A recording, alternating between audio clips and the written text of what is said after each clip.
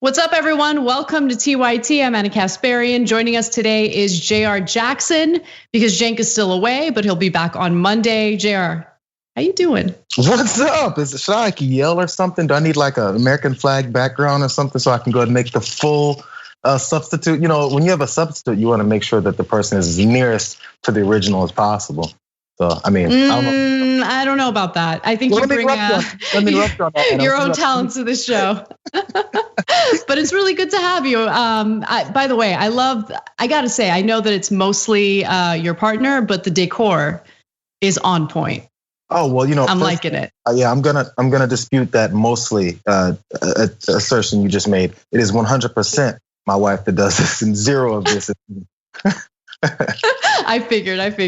Well, you know, JR, there's something that we've been talking about in pretty much every episode of our show lately, and it has to do with a sweepstakes that we've engaged in with Aspiration, one of our partners. We're giving away an e-scooter, which is nearly worth $2,000. And how do you feel about that cool picture of yourself in the ad? Is that me? Well, I'm just waiting. I'm waiting for the royalties. I'm waiting for a free scooter myself, I guess, for promoting it so greatly. I think we can check the numbers. We'll see how much things have exploded since we started with that particular ad. Well, I think it's doing really well. And for those of you who are wondering, how do I enter for a chance to win this e-scooter that makes anyone on it look super cool?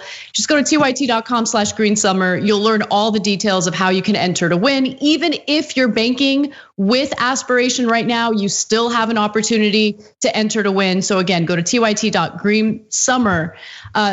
tyt.com/greensummer to learn more.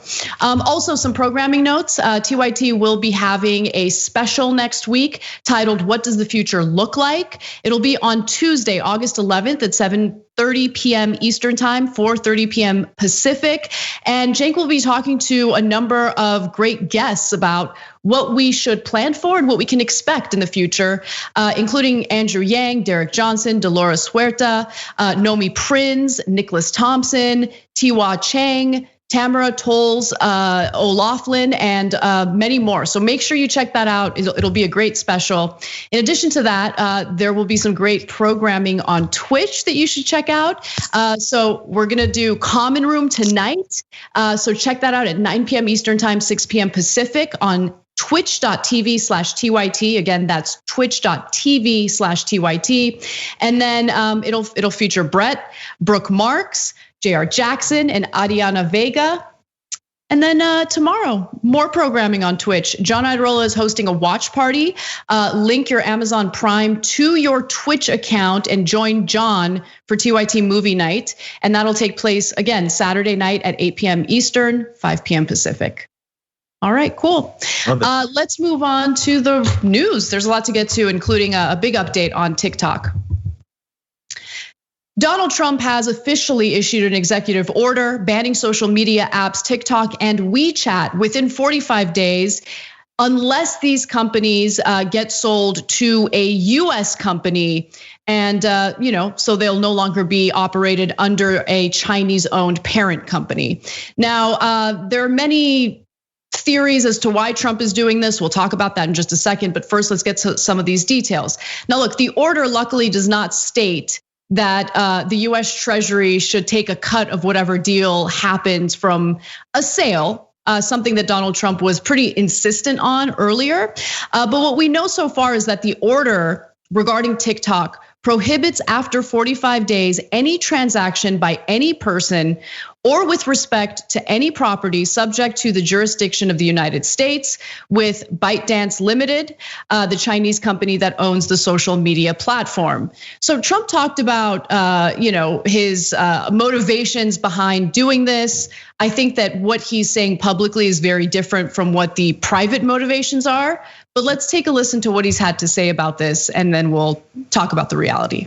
Here's the deal. I don't mind if, whether it's Microsoft or somebody else, a big company, a secure company, very, very American company, buy it. I did say that if you buy it, whatever the price is, that goes to whoever owns it, because I guess it's China, essentially, but more than anything else. I said a very substantial portion of that price is going to have to come into the Treasury of the United States. because we're making it possible for this deal to happen. Right now, they don't have any rights unless we give it to them. So if we're going to give them the rights, then it has to come into this country. It's a little bit like the landlord-tenant. Without a lease, the tenant has nothing. So they pay what's called key money, or they pay something. But the United States should be reimbursed or should be paid a substantial amount of money, because without the United States, they don't have anything. So it'll close down on September 15th unless Microsoft or somebody else is able to buy it and work out a deal, an appropriate deal, so the Treasury, I guess you would say, of the United States gets a lot of money.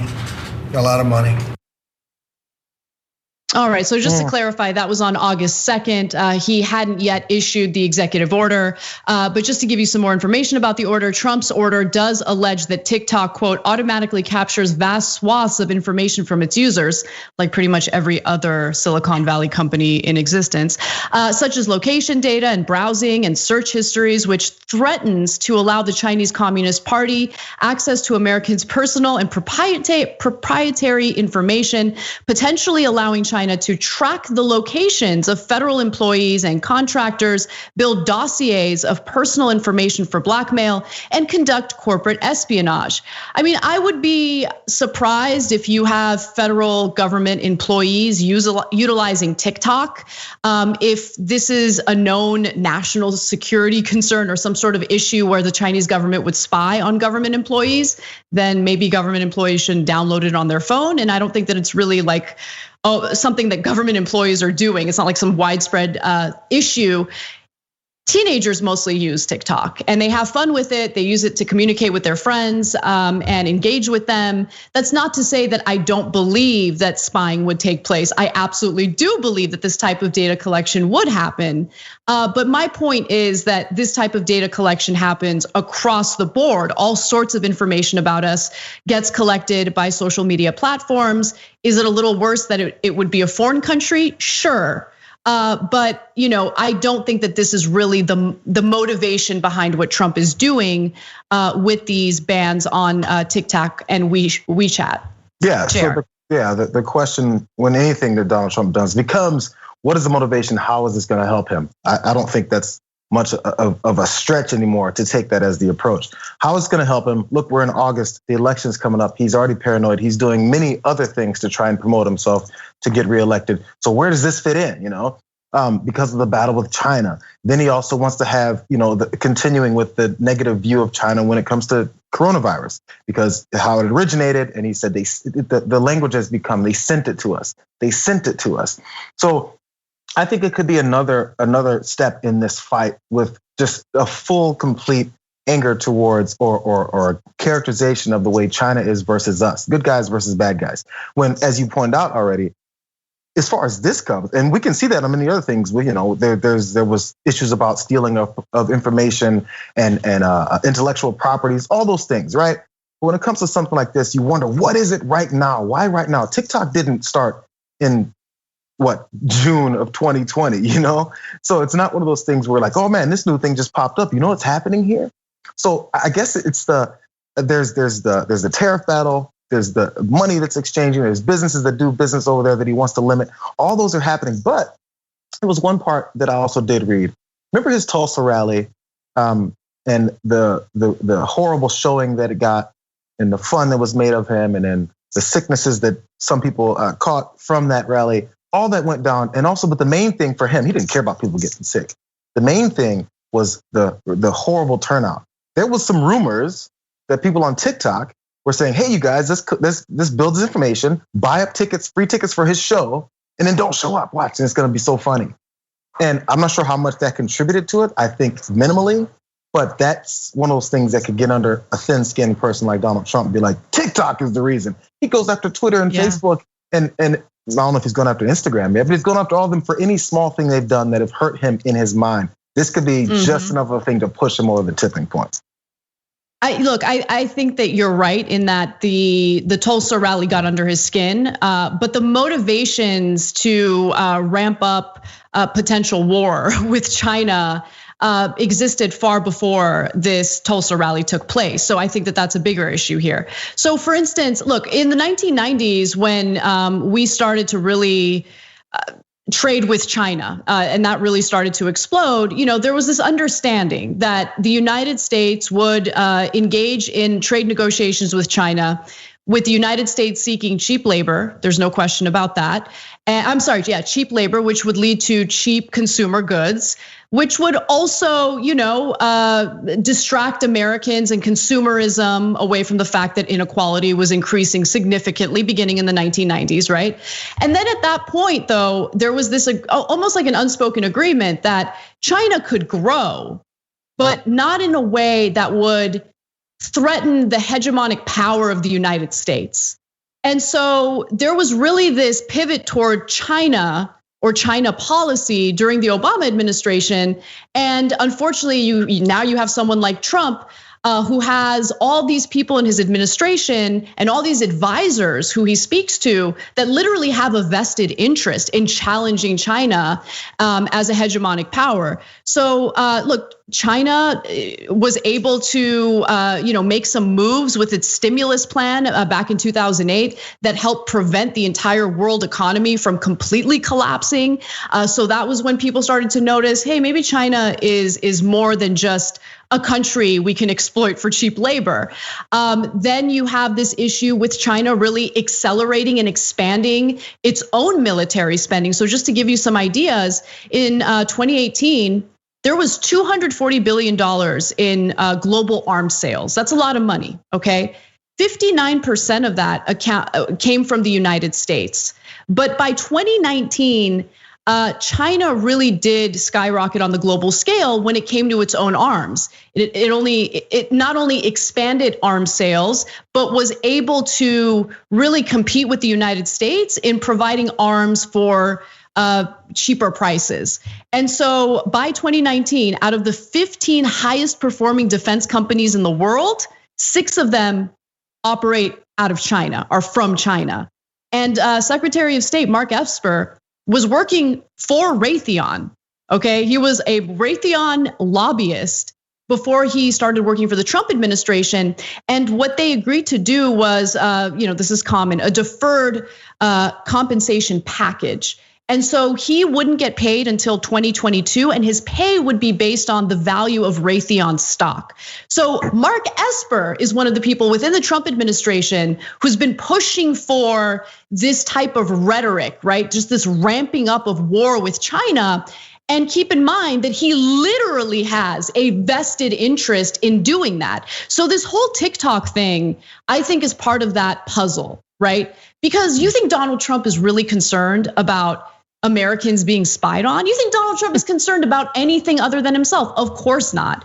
What we do need to do, though, is take a step back and look at the bigger picture and understand like the historical context behind the motivations today, and also, the swamp that Trump has really surrounded himself with, the Mark Espers of the world. Steve Bannon said, there's no question, war with China is inevitable. And that kind of stuff should terrify you because, these are the types of people who have in the past successfully engaged in wars that we should have never gotten involved in. I'm sorry, Mark Esper, I think I misspoke. I think I said Secretary, he's Secretary of Defense. I think I said Secretary of State. That was my mistake, my bad. Yeah, I think we got you. Things like, but we always have to, of course, then back it up and say, oh yeah, nobody's saying that China does everything perfectly. So let's just bake that all in now. We already understand that China and many of their policies and things with the ruling party there aren't always on the up and up. So we can get that out of the way and understand that even though things like that happen, we can also continue to hold our officials' feet to the fire to make sure they're doing things correctly. Because sure, no one wants their information stolen. No one wants their personal information picked up by some random person. But think about how often you guys out there, you download an app and it says, there's all the things that we're gonna have access to, the things that we're gonna attach from your phone, things we can do, post for you, take things off, friend, unfriend, all those things can happen in many apps and we bowl right through, right? So it's understanding that and understanding how many people use TikTok, I can get the fear. So your barriers could be around government officials, people that actually do things where someone is in need of their information and things that are on their phones as your restrictions. But I think to make it a broad thing, he also has the opportunity to then, as he's been asking for, we can get lots of money, a lot of money. That's definitely another motivation. And maybe people that are smarter than him are trying for the other things like what Esper is doing with his bank accounts. But they can appeal to Trump by going, hey, we can make some money off of this. And he's like, I'm in. That's all he's thinking. For sure. Of course. And remember, China really does pose a threat to our Silicon Valley economy. It does. China is a real competitor, especially since they're first and the most advanced when it comes to the 5G technology. And so again, there are actual vested economic interests behind the decisions and the rhetoric that we're hearing from the Trump administration. So just be aware about that. It's easy to get caught up on a more granular level, especially with stories about what's happening with TikTok and WeChat. But if you, again, take a step back and you look at the bigger picture, you'll understand that, again, it's money behind these decisions and the corruption that we see with people like Defense Secretary Mark Esper. And with that said, one small thing for me is the fact that teenagers and young folks use this, because I don't touch TikTok, but I understand it. I just don't. I'm not entertained by it. But so that's also something you have to factor in too. How much just regular Americans, especially folks that are sitting at home during quarantine or at least have limited access to going outside, how much they enjoy something like this and don't really care about their information being stolen, and how that would make him look bad. Because let's not forget, being a politician and getting reelected is also another form of a popularity contest. And if they don't like how you've taken away their favorite app, that can sadly affect your chances. Yeah. All right, well, let's take a break. When we come back, we're gonna talk about 2 students who got suspended for telling people the truth about how unsafe their school has been after opening prematurely during the coronavirus pandemic. And then later in the show, we'll talk to you about Bernie Sanders's latest proposal when it comes to providing healthcare for Americans and how CNBC had a meltdown about it. We'll be right back.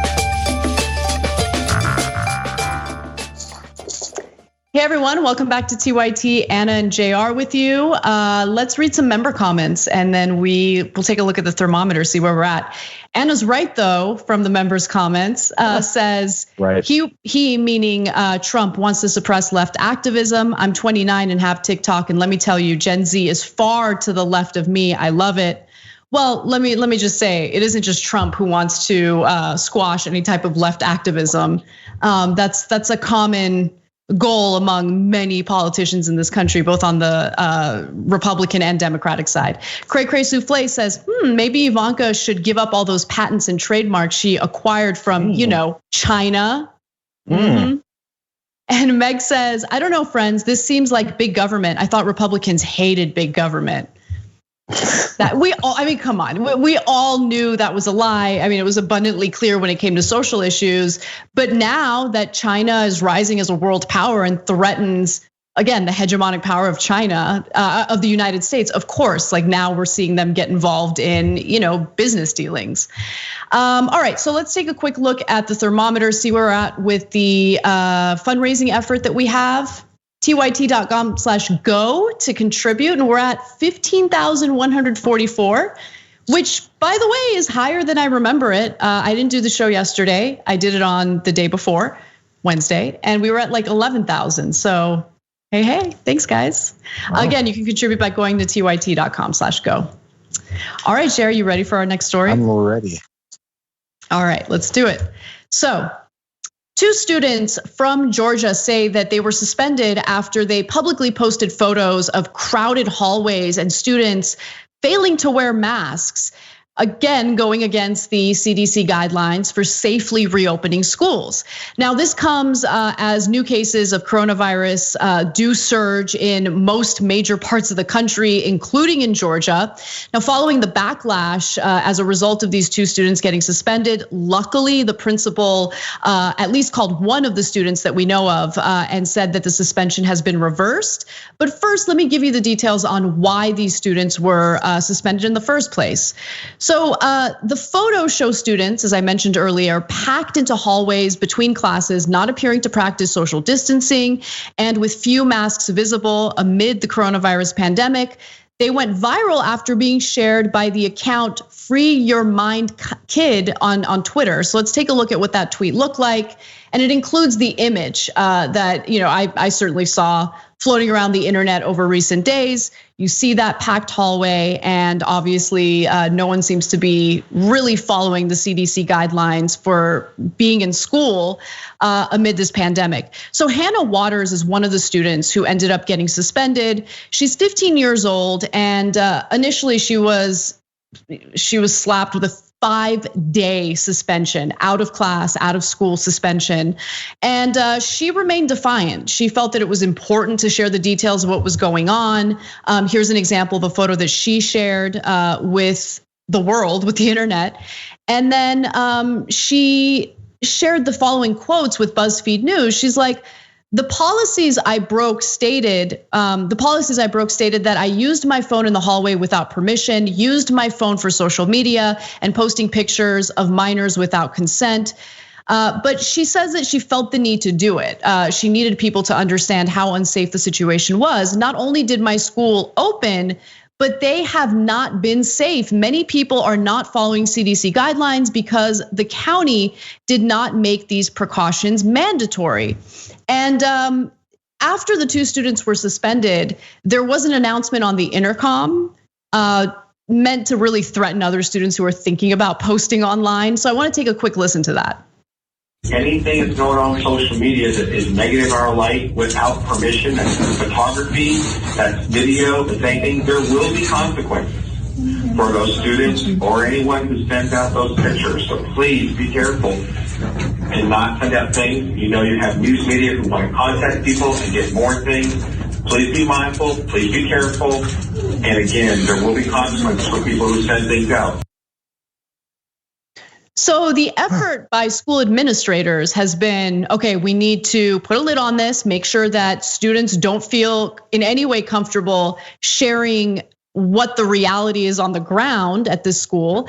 And then, basically find a way to cover up the fact that this district hasn't taken coronavirus seriously at all. In fact, let's take a listen to a conversation that went down in late May, which perfectly sums up how school administrators really didn't take this threat seriously. It's like y'all are saying, I want to, as a board member, encourage us to start back normal on August 3rd to the availability of the law that we have. The assumptions of the CDC guidelines, I want to remind everybody, CDC is not a governing authority in this state. All they can do is make recommendations. I would like to see Paulding County lead the way and as an absolute normal return to school on August 3rd that we can possibly do unless the governor or the State Board of Education does not allow us to do it. There's a lot of assumptions going around about this. It's going to be unattainable, just like Ms. Cobb said, with budget cuts. There's no way you can do this. I personally, I don't like to use this language, but those CDC guidelines, in my opinion, are complete crap. And I want our students, they've missed a lot already. I know some of us have missed a lot in our personal lives, but it's not fair to these kids to continue to cram something down their throat that's not affecting them. And I want to commend Dr. Otot for your comments. I want to commend you guys for working on this budget, but I want us as a school district in Paulding County to lead the way in an absolute normal return to normal activities on August 3rd if we are allowed to by law without buying into the hype that is out there that's going to keep us from doing it. Not right now, that's all it is hype. There's no law, there's no recommendation, there's nothing that's going to force us to have to do what is going around social media and in the news media right now. Okay. So JR, they think it's just hype. Are we paying attention? This is how it's been working from for the whole process. So Trump and his administration, including Betsy DeVos and Vice President, everybody is in front of cameras talking about how safe and awesome and perfect it's going to be if you just go back to school. When the CDC puts out particular guidelines that says, hey, if you are going to go back to school, do it this way so that we can have as safe of a return as possible. Now, when that came out, and then Trump decided to complain on Twitter about how much these things are unattainable, too costly, who cares, children don't get sick anyway, let's move on past this. You see the next step is, and they also said, DeVos was good on this, every school district is different. We have to allow them to implement things the way that works for them and their students. Why do we trust people like this guy who was sitting at a school board meeting in May and talking about how kids are barely affected by it? Who else did we hear say that? How we need to reopen the schools fully. It doesn't really matter that much. People are losing their experiences. You might lose some experiences if you die. Also, no talk about the teachers, no talk about the staff, no talk about the way they could be affected. Who cares about those people? Because Trump knows in states like Georgia that are headed up by Brian Kemp, the governor there, they're going to continue his same policies. So as again, the school board member mentioned, hey, so the governor, until someone tells me we have to do something responsible, we're not going to do anything responsibly. So we continue to go through this explanation and these ridiculous points about allowing people to just do it the right way, and they'll do it the right way because the pressure comes from where? You're actually encouraging them not to do the right thing. And then when children show up and say, hey, high schoolers, not adults, high schoolers that have to take pictures of the situation and go, this looks bad. Somebody's gonna get sick. Hey, this is not attainable. This is something we can't sustain here. When they do that, then you punish them. This is how we operate in this country. We don't punish the people who are throwing around misinformation, who are now not listening to scientists and doctors and people who research this stuff. We're gonna listen to people like Donald Trump, Betsy DeVos, and Mike Pence, who have what kind of medical reason or backing for what they're saying. They have a monetary reason for it. They have a re-election reason for doing it. All those are going into now your children being at this school. Now, these next parts are alleged. There's been 2 kids that have allegedly in this school district, maybe even in this particular school, that have not tested positive for it because it doesn't affect them at all. And then once it does affect them, or maybe doesn't show enough symptoms for us to care about their life, then maybe they'll pass it on to someone else. Maybe they go back home and give it to this next person. We don't really know because they packed 1,000 kids in a school. They went only 3 days this week, by the way. That was their precaution, to go 3 days this week and then take the last 2 days off so they can reassess what they've done. This same guy, sorry to filibuster this, but this same school board member has been on Twitter responding to some people who are on this thread talking about this problem, going, don't you guys have better things to worry about right now? Because the first 3 days of our school have been flawless and perfect. No, they haven't. This is flawless and perfect to you. And the reason they don't want the pictures out there is because he needs to be able to say our school is flawless and perfect, and they can't have the proof of otherwise to make them look bad. Well, there was so much backlash over the 2 students who were censored and who were punished for telling the truth about what the conditions were in the school, that they did reverse those suspensions. But regardless of what happens on a school by school basis, even if they're super effective in censoring people, you can't censor what the data indicates. And if you look at the data in the state of Georgia, I mean, you'll notice the upward trend in the number of new coronavirus cases, right? So when they saw that upward trend, they decided, right? The school board decided in this case in Paulding County that, you know what, we're gonna ignore that. We're gonna go ahead and open anyway. And we're gonna do exactly what Trump does, pretend like there isn't an issue and just come down hard on anyone who tries to contradict that messaging. And that's exactly what they attempted to do with these students. And in the meantime, people are gonna get sick, people are gonna die, and it's unnecessary. It's really unnecessary. It's one thing to say like we need to reopen our schools and we're definitely gonna follow the CDC guidelines. But in this case, I mean, the school officials were defiant from the beginning. They didn't take it seriously from the beginning. They opened prematurely anyway. And unfortunately, innocent people are gonna pay the consequences of that. Well, let's talk about one of the most ridiculous things I've seen in the news lately. And there's been a lot of ridiculous stuff. So The Trump administration is warning Americans that it is very dangerous to travel to New Zealand during the coronavirus pandemic. And look, to be fair, it is dangerous for people living in New Zealand. For Americans, though, you should know that the United States now has 2.2 million confirmed active cases of coronavirus, while New Zealand has a total of 23 cases. So, a new travel advisory by the US Department of State has warned citizens to exercise increased caution in New Zealand due to COVID-19. The advisory came after New Zealand reported only a handful of new cases after being COVID-free in the month of June. So there were no confirmed cases in the month of June. And then just recently, there were a few confirmed cases. So though 2 to 3 new cases have been reported on a daily basis, there is no resurgence in community transmission, with August 9th to mark 100 days since community transmission last took place. They're doing this thing that we can't figure out. It's called tracing the virus, contact tracing. Of the 4 travel advisory levels, New Zealand, by the way, is marked as level 2.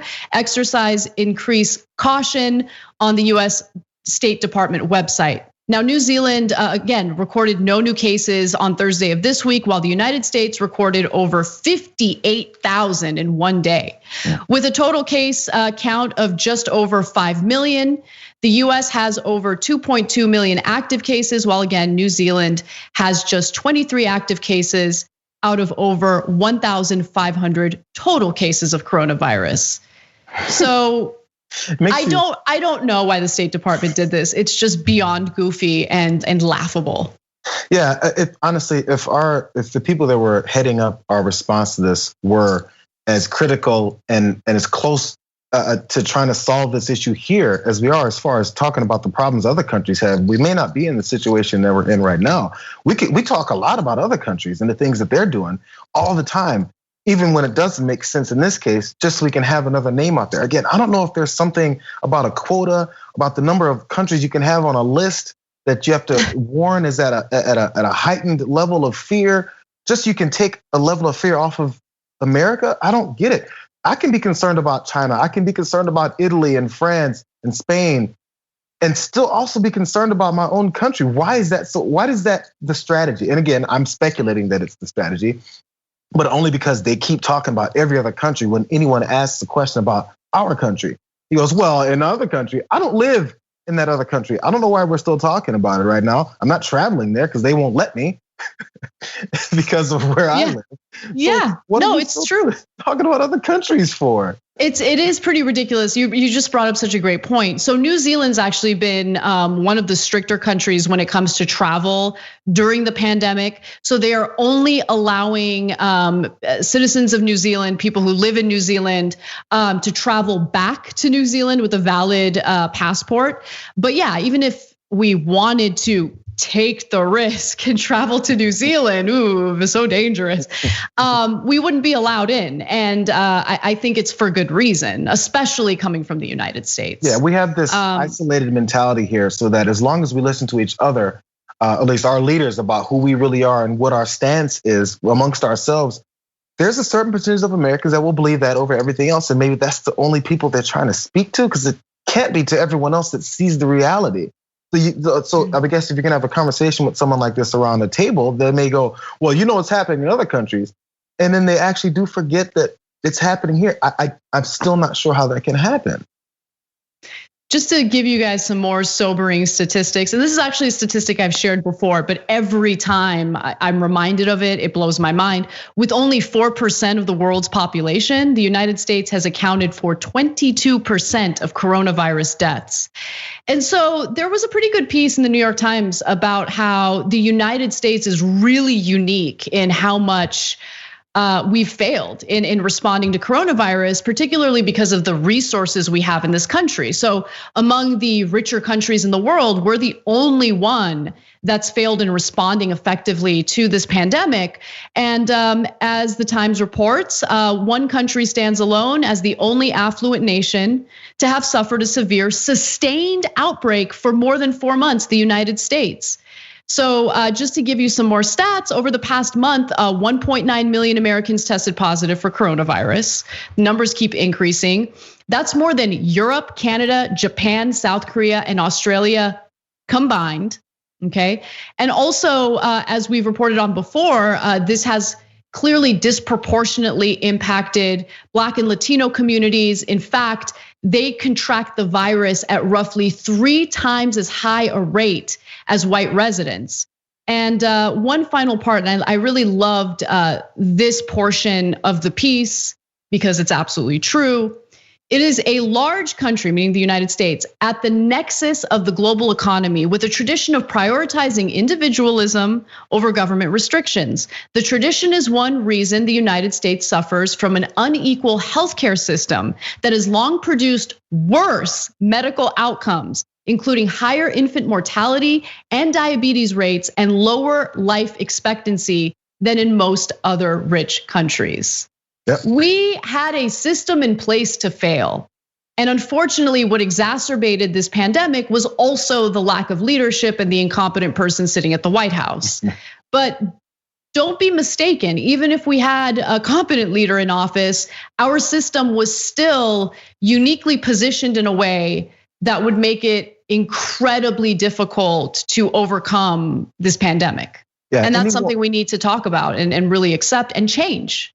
Yeah, and anyone that had any kind of belief that is, it isn't American, had a belief that America has things put together because they hadn't experienced how we actually operate, it's becoming glaringly obvious the problems that we have here when it comes to something like this. And the reason why these stats to talk about we're the biggest affluent nation to have suffered this much of a severe problem is because we're talking about the money that's involved. You have to put resources to change things. You have to put resources to make sure that vulnerable communities don't experience it at a higher rate like we've seen as well. We don't want to put money to things, and that goes directly to these negotiations when it comes to the next relief package. This is our mentality. If you listen to our administration and our politicians speak, they talk about how much Americans don't deserve it, how much they're looking for handouts, how much they want to be lazy and sit at home, all these things, while we're in the middle of a pandemic. So the money part of this wealthy nation is irrelevant. We might as well be a third world country because it's getting hoarded by certain people to keep it from others that don't matter. That's how nations work that are funneling money straight to the top, kind of like what we're doing. So our wealth and our riches and everything we brag about are useless if the American people don't get to benefit from it. What's the point? Yeah, I mean, you bring up a great point. And after the break, we're going to discuss how Bernie Sanders is attempting to add a little equality to this system to ensure that, the billionaires who've actually profited handsomely off of this pandemic share some of that wealth so people can pay their healthcare bills. We'll talk about that and more when we return.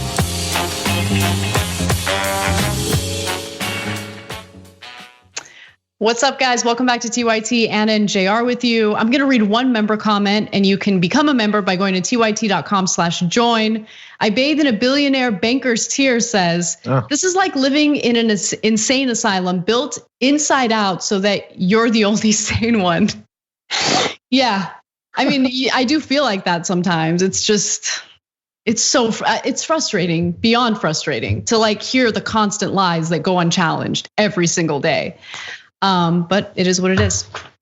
Not to say that I don't want to change it, but anyway. All right, well, let's talk about the wealth tax. Sorry, I'm kind of out of it today, guys. I'm exhausted and I'm doing my best, but bear with me. This next story is a really good one. So, while tens of millions of Americans continue to struggle financially, the unemployment rate is still at 10.2%. There are a select few, though, who have made a killing during the pandemic, and many of them are Silicon Valley billionaires. So Senator Bernie Sanders actually has a pretty smart proposal of imposing a 60% wealth tax on these billionaires, but not on their entire wealth. Only on the wealth that they acquired during this pandemic. And the whole point behind it is to help pay for Americans' medical bills. Again, during a pandemic where many are getting sick but don't have the means to pay for the treatments they need to stay alive.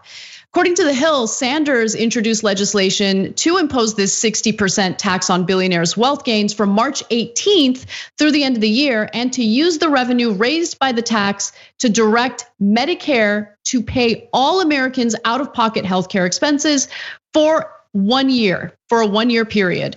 So in a press release, Sanders said the following: at a time of enormous economic pain and suffering, we have a fundamental choice to make. We can continue to allow the very rich to get much richer while everyone else gets poorer and poorer, or we can tax the winnings a handful of billionaires made during the pandemic to improve the health and well-being of tens of millions of Americans.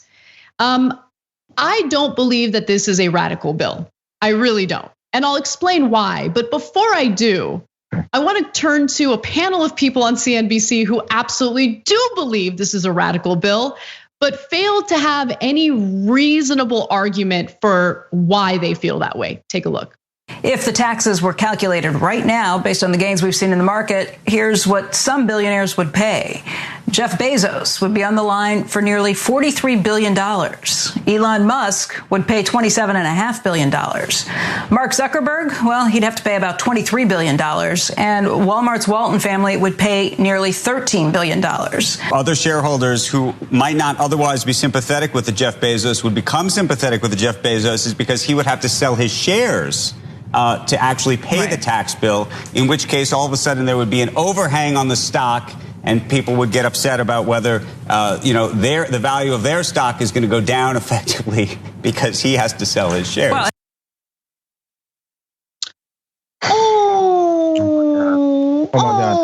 is the value of their stock going to go down? Is that going to happen while all these people get health care for a year during a pandemic? Oh, poor babies. Let me explain to you the labor, the intense labor it takes to be an investor. Okay, you talk to a broker, you invest money in a company, and then you sit on your ass and do nothing. That's. Are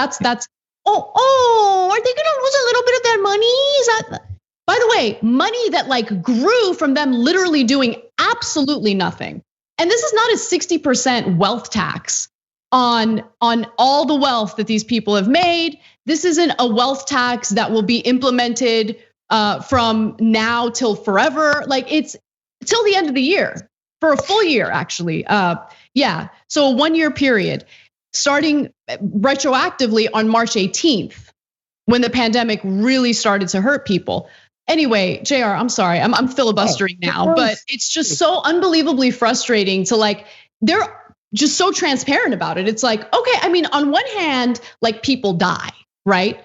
On the other hand, though, these investors who earned all this money by doing nothing, they're gonna lose out on some of that investment. Come on. These are the things that will get poor people or middle class people fighting with each other because they think somehow they're invested into the riches of billionaires. We've been convinced that something about them making billions and billions of more dollars has something to do with our prestige. So we can say, hey, look, we've got a few hundred billionaires in our country. Great job. Do you think those billionaires care about you at all while we're caring about them and the money that they made, not by themselves? Not by themselves. My wife orders 2 to 3 Amazon packages a day to this house. And you know what happens? There's somebody at our buzz. I'm sorry, not our house, our apartment. But where if you get a buzzer at the door and someone goes, hey, it's Amazon, let me in. And so Amazon comes in. I don't think that driver is got stock options. I don't think he's worried about having to put up $12.9 billion for anything because he doesn't got it. He doesn't have any access to it. He never will because he works for this guy who has it all. And by the way, his working for that guy who has it all builds his empire. Why do we not see that? And why is there no worth in those people? I mean, not even the maybe lucky people that happen to work for Bezos and then I work for Tesla and work for the Waltons and all this stuff. So they don't even get the privileges of being a part of building this up. Even the lowest levels of that company, why don't they get these riches too, since they're part of it all? And by the way, there's another caveat, which you might have been getting to, and I'm sorry to step on that, is if you became a billionaire since March 18th, you're off the hook, bro. Or if you were a billionaire and you didn't profit from March 18th, you're off the hook, kid. Exactly. So we're still worried about all these problems that these billionaires are gonna have to put up. What kind of problem? So that's exactly what I wanted to bring up when I said that this bill is not radical, right? It's not radical. And let me just clarify, because I got confused for a second. So they wouldn't even be taxed, this wealth tax, for a full year. They would be taxed from March 18th to the end of this year. So it's not even a full year of wealth taxes, okay?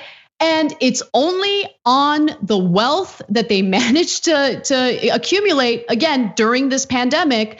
And it would provide 1 full year of healthcare coverage for every single American, which I would argue is super important in the middle of this pandemic. Let me give you some more numbers to show you the reasoning behind this. And I think that it's actually a brilliant proposal. So Sanders' office cited an estimate from the Progressive Americans for Tax Fairness and the Institute for Policy Studies that found that a 60% tax on 467 billionaires' wealth gains from March 18th to August 5th would actually raise about $422 billion. How insane is that number, right? But again, if you are a billionaire and you somehow managed to bungle this and you didn't find ways to exploit the pandemic to make more money, you're not gonna be taxed simply because you're a billionaire. Again, this is about earnings during the pandemic. The group said in a press release, by the way, there are an additional 176 billionaires in the United States, but those billionaires currently wouldn't have to pay Sanders' tax because they either have seen their wealth decline from March 18th through August 5th, or they joined the billionaires list during that period and their wealth growth in that time frame was not greater than $1 billion. So it's not a radical bill. It's incredible to me how the feelings of shareholders is valued over and over again over the actual health and well-being and lives of people. But that's what this system calls for. That's what the whole point of this system is. So, yeah. You know, and you know what? And the reason they got people fighting and amongst themselves over some crumbs. I think Nancy Pelosi once was talking about how crumbs are supposed to be given to regular people, and everybody lost their minds and pulled their hair out on TV. Like, can you believe you called it crumbs? But they put up those numbers on CNBC about the things that those four groups and people have to pay. That is what they'd have to pay. You know what? How it wasn't characterized? How much they made to have to pay that much. So if you think, what, $13 billion is a huge number, that's what they'd pay because they've made more than that. That's not what we've been talking about. We're talking about, well, woe is them. They'd have to pay out so much. How much have they gained? We haven't talked about, those numbers weren't put up. And I tweeted this before when someone tweeted about an athlete that came up missing, an MLB player, and they're talking about how much money he made as they're talking about him leaving because he didn't want to be playing amidst COVID. We never talk about rich and powerful people and how much they've made in the decisions they make that screw over other people in the news reports. We don't say, hey, so Jeff Bezos, who made this many billions and billions of dollars, has this policy. We don't say that. Instead, we say, poor Jeff Bezos, who has to pay, but doesn't even have to. Proposal is saying he has to pay billions of dollars to do something to help this country that helped him become the billionaire that he is, bro. Jared, I got to jump in because during that conversation on that CNBC segment, they tried to make the argument that Jeff Bezos selling a portion of his shares in Amazon. By the way, again, he doesn't have to sell all of his shares. He just has to sell a percentage of his shares that would account for the 60% wealth tax that he'd have to pay. But they tried to lie to the audience and make it seem like if he did that, then he might lose ownership of the company. Are you kidding me? You think people are that stupid? But they do. They insult their audience every single day. And so I think it is important to know the numbers. Yeah, they're worried about him losing those amount of shares because he might lose control of his company, but they're definitely not worried about someone losing their life or their family losing life or someone losing their job and now unemployment is undercutting their entire life, or they're getting overpaid, as they like to say, on unemployment for people. They're on their asses over this, but they're not on him over how much he's made sitting back. Well, the question is, how invested are they personally in Amazon or the companies that they listed in that segment? right? And so there's always this conflict of interest that makes me sick to my stomach, especially when it comes to some of the financial reporting that we see, right? Those conflicts of interest should be kept in mind. And they seemed a little worried about whatever it is that they're invested in. Yeah, this is anyway. This is capitalism. It's true. So we have a post game coming up, and we're going to talk about a lot of different stories. One we didn't get to in the main show. So Marquita Bradshaw, who is she? Incredible candidate who won the Democratic primary for a Senate seat in Tennessee. We'll give you the details on her and more. And we're going to talk about George Bush selling his little book of pictures. But there's a lot of irony in that story. George Bob Ross Bush. Yeah. No, it's amazing what mediocrity will get people like George Bush. Like, can you imagine thinking that people would want to buy a book of our paintings? Like, we should try it and see what happens first, though, because I mean, it's been enough time. The rehab of his name, we'll see if that works out. Yeah. All right. So we'll talk about that and more in the postgame, tyt.com/join to become a member. Everyone else, have an awesome weekend. Have an awesome night. We'll see you soon. Thanks for listening to the full episode of The Young Turks. Support our work, listen ad-free, access members-only bonus content, and more by subscribing to Apple Podcasts at apple.co/TYT. I'm your host, Cenk Uygur, and I'll see you soon.